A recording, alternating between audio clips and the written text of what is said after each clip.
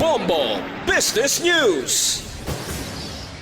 Nagpanawagan ng Management Association of the Philippines MAP sa administrasyon ni President Ferdinand Bongbong Marcos Jr. nga tutukan ng ekonomiya kag kaayuhan sa mga pumuluyo sa baylo nga sa politika. Suno kay MAP President Donald Lim, nagalaw ang grupo nga ang masunod nga State of the Nation Address o konsona sang presidente mangin signo sang mas mabasko nga pagpatuman sa mga programa nga para sa ekonomiya. Suno kay Lim, natak-an na ang mga Pilipino sa politika samtang padayon nga nagatubang sa mataas nga mga presyo sa mga balaklon kag sa mga panghangkat sa negosyo kag sa ekonomiya.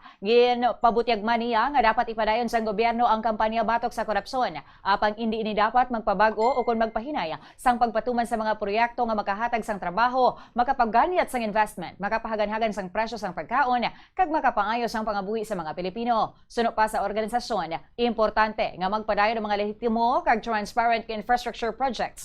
Lakit na ang padayon nga investment sa sektor sang ikaayong lawas kag sa edukasyon. Sa ato na nga reference rate. Bombo Foreign Exchange Update is brought to you by Queen Bank Business Banking.